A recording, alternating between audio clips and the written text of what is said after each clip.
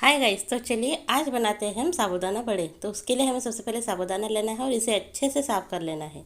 साफ़ करने के बाद इसके अंदर पानी डालकर अच्छे से धोना है, यानी रगड़ रगड़ के धोना है। इसके अंदर जो स्टार्च होता है ना, वो सब निकल जाना चाहिए। जो ये वाइट वाइट दिख रहा है ना, ये सब निकल जाना चाहिए।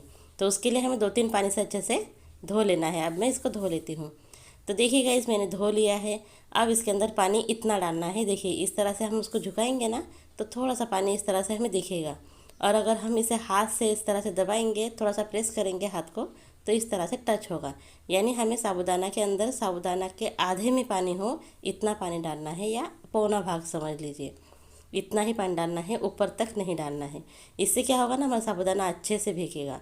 और इसे 4 से 5 घंटे के लिए भिगा दीजिए, या रात भर के लिए आप भिगा दीजिए। मैं इसे रात भर के लिए भिगा कर रख दूँगी। अब इसे ढक कर हम रख देंगे। तो आप भी इसी तरह से साबूदाना को भिगाइए। ये है ना, 2 गुना फूल जाता है। अब मैं आपको बताती हूँ। तो क्या हुआ ना, मैंने सवेरे हमने इसको खोला तो ये बहुत सारा हो गया था, लेकिन कुछ कारण से मैं वीडियो नहीं बना पाई, तो आपको नहीं दिखा पाई, उसके लिए सॉरी। तो देखिए इस तरह से हमारा साबूदाना भीग चुका है, और ये काफ़ी अच्छे से भीगा है और अच्छे से फूल चुका है। अब इसके अंदर हम उबले हुए आलू डालेंगे। तो ये उबले हुए 3 से 4 आलू हम इसके अंदर डालेंगे। तो इसे हाथों से ही कद्दूकस कर लेंगे। तो इसी तरह से मैंने 3-4 आलू, ये चौथा वाला लूँगी अभी। तो ये इस तरह से मैंने 4 आलूओं को इसके अंदर मिक्स कर दिया है, यानी कद्दूकस कर लिया है हाथों से ही। उबले हुए होते हैं ना, तो हाथों से अच्छे से प्रेस हो जाते हैं। और ये हम लेंगे मूंगफली के दानों का, भूंज के मैंने मूंगफली के दानों को पीस लिया है इस तरह से दरदरा।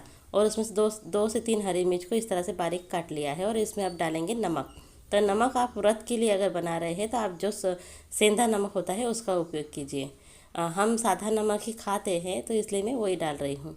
और अगर आप व्रत में इसके बना रहे हैं, तो इसमें अगर आप हरा धनिया खाते होंगे तो हरा धनिया डालिए, थोड़ा सा जीरा डालिए। हम नहीं खाते, इसलिए हमने नहीं डाला है। तो अगर आप बिना व्रत के लिए बना रहे हैं, तो आप डाल सकते हैं और खा सकते हैं। तो सिंपल ही बहुत अच्छे लगते हैं। अब हाथों में तेल लगाएंगे और इस तरह से लोई के आकार में इसे हम ले लेंगे। और इस तरह से गोल गोल घुमाते हुए अच्छे से हमें इसे प्रेस करके, बिल्कुल वड़ा का साइज का आकार देकर, इस तरह से बिल्कुल हल्के हाथों से प्रेस करना है, थोड़ा थोड़ा घुमाते घुमाते। और इस तरह से हमें इस साबूदाना बड़े को तैयार करना है।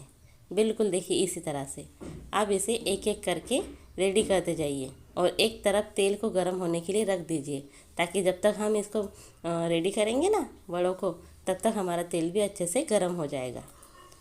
तो देखिए इस तरह से हमें सारे के सारे वड़े बना लेना है। बिल्कुल ऐसे ही देखिए कितने मस्त बन रहे हैं ना।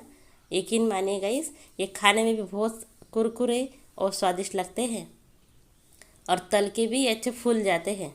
इसी तरह से बनाइए, इसी विधि से। और आपको मेरा वीडियो अगर पसंद आता है तो लाइक ज़रूर कीजिए, और कमेंट करके मुझे ज़रूर बताइए कि आपके बड़े बनाए तो कैसे बने आपके बड़े। कमेंट ज़रूर किया कीजिएगा इस। तो देखिए अब मैं इसी तरह से सारे बड़ों को बना लेती हूँ, फिर आपको दिखाती हूँ। देखिए तो मैंने इस तरह से बड़े तैयार कर लिए हैं। अब देखिए हमारा तेल भी गर्म हो चुका है। गर्म होने के बाद हम तेल को धीमा कर देंगे, यानी गैस को धीमा कर देंगे। और धीमी आंच पर इसी तेल में हमें सारे बड़ों को डालना है, एकदम फटाफट से डालना है, ताकि जो हमारा जो गर्म तेल है ना, वो इक्वल हो जाए। इसको हम फटाफट से सारों को इसके अंदर डाल लेंगे ना, तो सारा तेल इक्वल हो जाएगा, और सबको हमें एक ही आंच लगेगी सारे बड़ों को। तो उससे क्या होता है ना, हमारे जो बड़े हैं ना अच्छे से तलेंगे भी और फूलेंगे भी। तो ये टिप्स याद रखिएगा। अब उसे हमें हल्के हाथों से इस तरह से छुड़ाते हुए, हल्के हाथों से घुमाते हुए, हल्के हल्के हाथों से इसे इस तरह से पलटना है।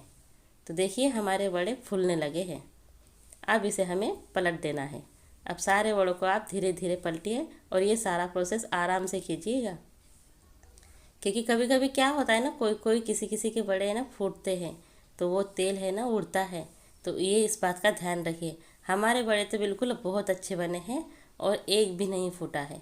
और देखिए सारे के सारे कितने मस्त दिख रहे हैं, और सारे के सारे फूल चुके हैं। देखिए कितने मस्त लग रहे हैं ना। तो आप भी बनाइए इसी तरह से और खाइए। और हाँ, चैनल को सब्सक्राइब करना ना भूलिए। तो अब इसी तरह से हम सारे बड़ों को अच्छे से तल लेंगे। बिल्कुल धीमी आंच पर ही करना है, आंच को बिल्कुल भी ना बढ़ाइए। और अब देखिए हमारे साथ अब तल चुके हैं। अब इसे हम निकाल लेते हैं। तो मैंने कुछ इस तरह से न्यूज़पेपर ले लिया है, उसके ऊपर मैं इसको निकाल रही हूँ ताकि अगर एक्स्ट्रा तेल हो ना तो वो उसमें निकल जाए। तो आप टिश्यू पेपर हो तो टिश्यू पेपर पे रखिए। तो देखिए इस तरह से मैं आप सब सारे के सारे निकाल लेती हूँ। तो इसी तरह से हमें निकाल लेना है और अब इसे हम सर्व करेंगे और मैं आपको तोड़कर भी बताऊँगी। तो देखिए अब मैं इसे सर्व कर लेती हूँ। तो इनको हम इस तरह से एक प्लेट पर ले लेंगे। आप चाहे तो चटनी के साथ या फिर दही के साथ, मैं इसे दही के साथ ही सर्व करूँगी, खा सकते हैं। तो देखिए कितने मस्त लग रहे हैं ना हमारे वड़े। आप देखिए मैं आपको तोड़ कर बताती हूँ। तो देखिए गरम है ना अभी, देखिए कितने मस्त बने हैं ना, ऊपर से एकदम कुरकुरे और अंदर से सॉफ्ट सॉफ्ट, और जो अंदर से साबूदाना है ना वो भी ऐसा चिपचिपा नहीं लगेगा, बिल्कुल अच्छे से स्वाद उसके अंदर आ चुका है और बहुत अच्छे लगते हैं। इसी तरह से सिंपल तरीके से बनाएंगे ना बहुत अच्छे लगते हैं। क्या है ना, ज़्यादा कुछ ऐड करते हैं ना तो हम उतना स्वाद नहीं आता है। एकदम सिंपल तरह की रेसिपी हो ना तो खूब अच्छी लगती है। चाहे आप कुछ भी बनाइए सिंपल तरीके से, बहुत स्वादिष्ट बनता है। तो बस इसी तरह से बनाइए, खाइए और कमेंट करके ज़रूर बताइए। वीडियो पसंद आए तो लाइक कीजिए, शेयर कीजिए और चैनल को सब्सक्राइब ज़रूर कीजिए। और हाँ, बेल आइकन को भी प्रेस कीजिए और खाइए और मस्त रहिए।